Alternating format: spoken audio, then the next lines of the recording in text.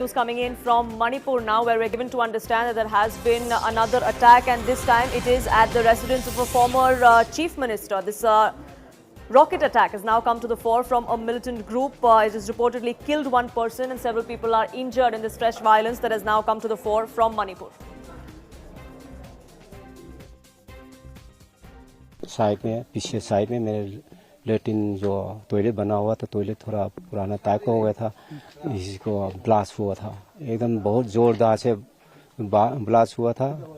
वो वही टाइम में बाहर भाग के निकले थे तो मैं यहाँ धुआं उठने लग गया था। मैं सोचा ये कहाँ फट गया बम, ऐसे करके मैं घर के पीछे साइड में आया तो फिर इधर ये ब्लास्ट किया हुआ मेरे को नज़र आया। तब तक मैं जो घर के जो बच्चे वगैरह, जो बहन, जो भाई है, आवाज़ दे के मेरे को बुलाया था, भाई उठो ये हमारे घर में बम फट गया।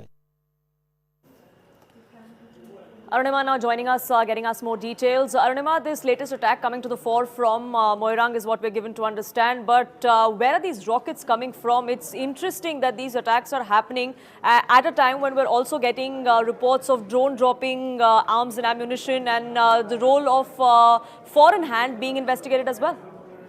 Yes, back-to-back two incidents of allegedly rockets getting fired from the hills towards the valley side. Hill is where Churachandpur is. This is dominated by the Kuki population. Valley is where Bishnupur is, and this has a majority of Meiteis living here. So this morning, the first incident was reported around 4 a.m.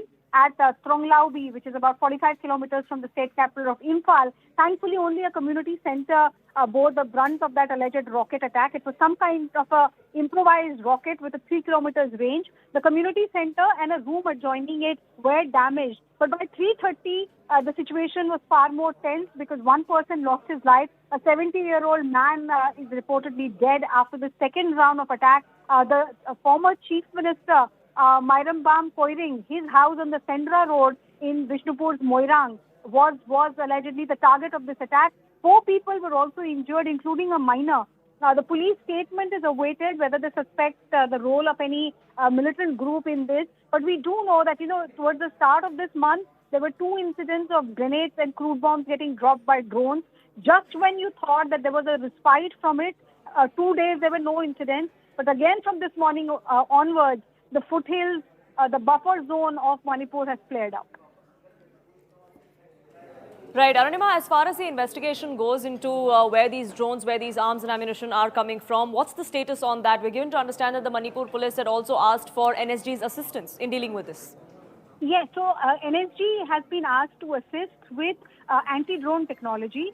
There is also the Indian Army's Mount Division, which has been asked to help with training Manipur policemen with handling of MMGs, which is the medium-range machine guns. These have been acquired from Jabalpur. On your question as to where are the drones coming from, prima facie investigation seems to suggest that these drones are the ones which are commonly available in the normal market, which you often see kids playing with, which you often see people use for photography. Some have also utilized it for, small-scale deliveries.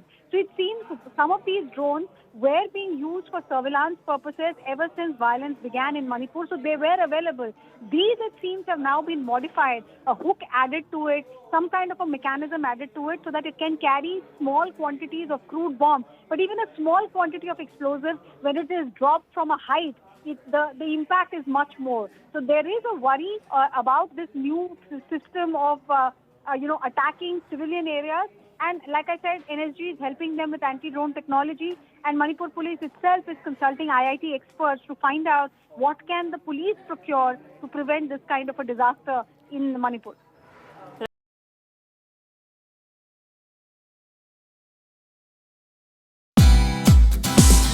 Hey, thank you for watching this on CNBC TV 18. Hope you liked it.